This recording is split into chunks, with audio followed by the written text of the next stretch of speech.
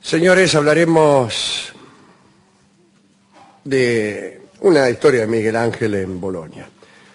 Empecemos diciendo que a fines del año 1494, Carlos VII de Francia entró en Italia y ocupó algunos bastiones en la Toscana, y por esas derrotas y por su incompetencia, los florentinos echaron del gobierno a Piero de Medici, que había sido un mal sucesor de Lorenzo de Medici, Lorenzo el Magnífico, aquel promotor de las artes,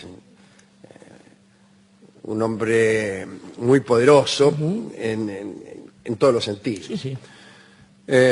Carlos VII fue aquel que a la vuelta de su expedición llevó a Francia la sífilis, o quizá el que la llevó a Italia, nunca se sabrá. Tanto es así que los italianos le llaman a la sífilis el mal francés, y los franceses el mal de Italia. Ajá. También después van a hablar del vicio inglés, pero es otra cosa. Sí. Se contrae igual. Bien, el caso es que, habiendo caído Piero de Medici, tuvieron que rascar de Florencia algunos personajes. Uno de ellos fue Miguel Ángel, que tenía por entonces 20 años y que ya había trabajado en el combate de los centauros, la Virgen de la Escalera, algunas esculturas que le habían dado alguna fama. En su huida de Florencia, Miguel Ángel pasó primero por Venecia y luego llegó a Bolonia, lo cual es raro, ¿no? Si uno sale de Florencia, no es que pasa por Venecia para ir a Bolonia, sino que va primero a Venecia y después vuelve, porque Bolonia está a mitad del camino entre... La debe haber ido, sí.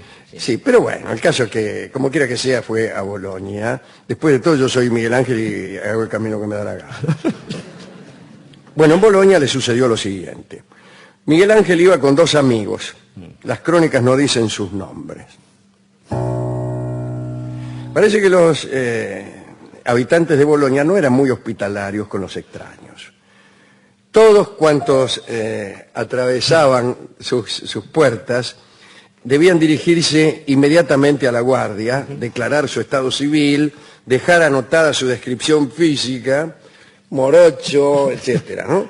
Y pagar unos derechos de entrada. Y a cambio se les ponía un sello de cera roja, en la uña del dedo pulgar, señal de que habían pagado el impuesto y de que habían satisfecho la curiosidad de la guardia.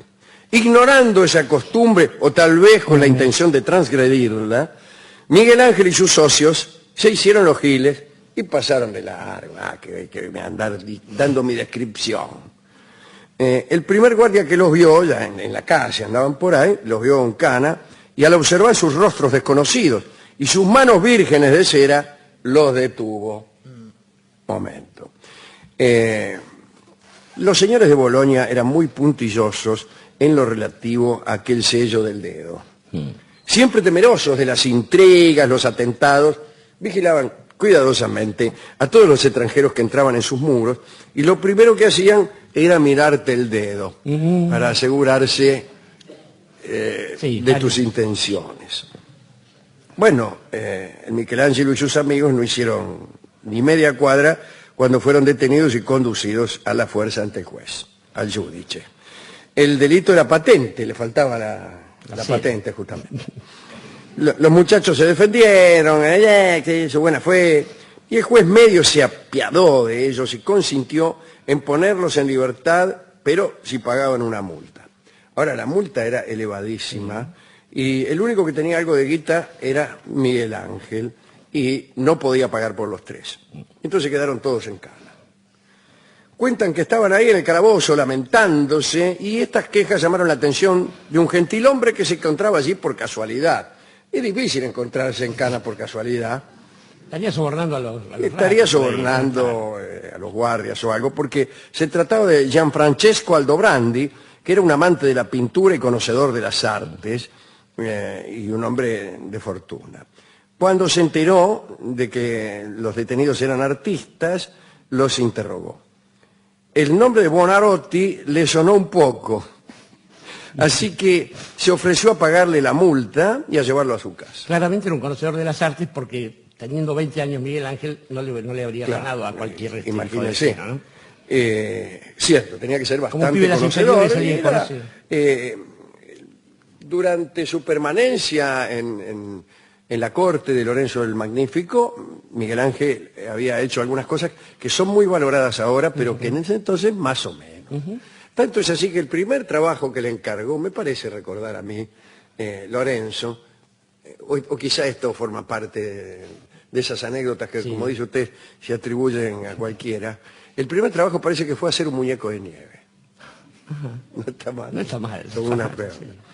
El caso es que lo llevó este hombre, el Gianfrancesco Aldobrandi. Había oído hablar de Miguel Ángel y se ofreció a pagarle la multa y a llevarlo a su casa. Miguel Ángel objetó que no podía abandonar a sus amiguetes y como Aldobrandi no tenía ganas de llevarse también a los amigos de Miguel Ángel, que no eran artistas, yo qué sé, dijo, mira, si tenés guita, dásela y que se arreglen, porque yo te voy a llevar a vivir a casa y no vas a tener necesidad de nada, dijo el tipo. En el palacio de Aldobrandi, Miguel Ángel vivió como un rey.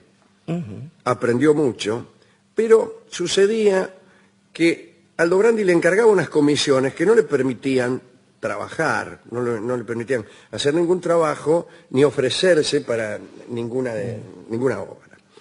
Cuentan que este hombre se pasaba todo el día discutiendo acerca de problemas artísticos y que lo agarraba de punto a Miguel Ángel para hablarle de esas cosas. Y después, cuando llegaba la noche, lo retenía en su habitación para que le leyera a Dante y a Petrarca. O sea que de esculpir... Ni hablar. Nada. Y así transcurrían los días. Miguel Ángel realmente tenía muchas ganas de trabajar, pero Aldobrandi le explicaba que no era conveniente que él trabajara en Bolonia.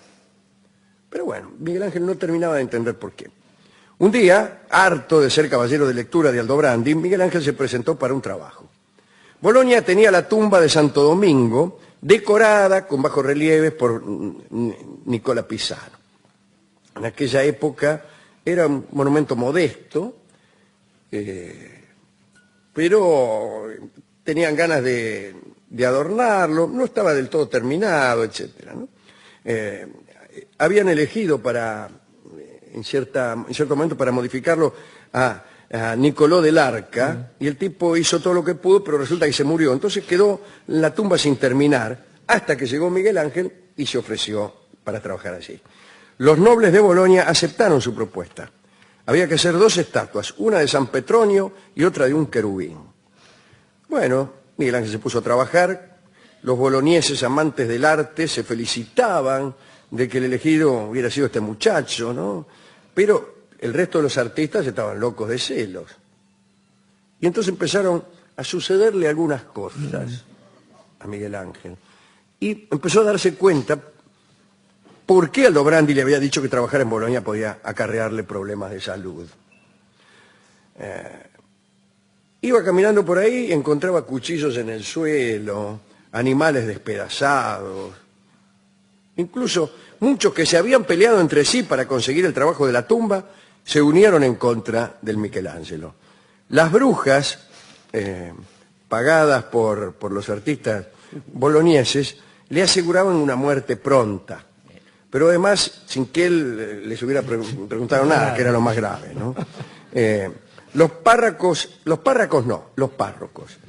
los pacorros. Los párrocos que custodiaban a Santo Domingo habían dicho que incluso escuchaban las quejas del santo, que no quería que Miguel Ángel se encargara de hacer su estatua. Esto ya es fulero, ¿no? Sí, porque si el mismísimo santo se queja... Sí. Cuando la limosna es grande, hasta Santo Domingo... Mucha porquería. Sí. Otras intimidaciones fueron más concretas, diría yo. Un día se le acercó un tipo y le dijo que si no se las tomaba de Bolonia iba a terminar en una zanja. O sea, terminaron con la metáfora y pasaron a la literalidad. Y Buonarroti entonces hizo algo verdaderamente sabio, que acredita la rapidez de su mente. Se las tomó. Por suerte, el lío que lo había acercado a Bolonia, quiero decir, el lío político, la caída de Piero de los Medici, ¿no? Había terminado. Los Medici habían recuperado la gracia del pueblo y Miguel Ángel se volvió con ellos. Su ausencia había durado 1 año. Y esta es la breve historia que queríamos contar. ¿A quién quiere dedicar esto? Jorge Doria. La verdad, Alejandro, es que uno se tienta pensando en aquellos hombres, aquellas personas que debieron abandonar la patria por fuerza. Estoy pensando desde el amigo Odiseo en su momento, que tuvo que hacer tanto problema para volver a Ítaca, ¿no? O piensa también en nuestros grandes padres fundadores, en San Martín, en Artigas, que se vieron forzados a dejar la patria. Pero si uno rasca un poco más, y esto siempre es una buena recomendación, podría pensarse que el exilio es fundante de la condición humana. Fíjese que para una de las novelas más difundidas, llamada la Biblia, la especie humana nace con el exilio de Adán y Eva del paraíso, ¿no? Somos todos nosotros hijos del exilio. Del exilio, Y añoramos, justamente, como exiliados, aquella patria de papá y mamá, de Adán y Eva, aquel venturoso lugar. Y en eso nos va la vida. De modo que es interesante pensar una dedicatoria para todos aquellos que, habiendo sido expulsados de la patria originaria, tratan de hacer en algún momento un regreso al paraíso, o bien no olvidan sus orígenes, no se olvidan de dónde vinieron, y entonces pueden construir su futuro lejos de la patria, o aún volviendo a ella, de una manera más venturosa. Porque cuando uno se va del pago, Diego, tiene que recordarlo siempre, incluso si va para una ciudad muy luminosa. Vamos a escuchar a Alfredo Citarrosa cantando Pa'l que se va, una chamarrita que fue compuesta evidentemente en honor a Miguel Ángel Buonarroti. Adelante, don Alfredo.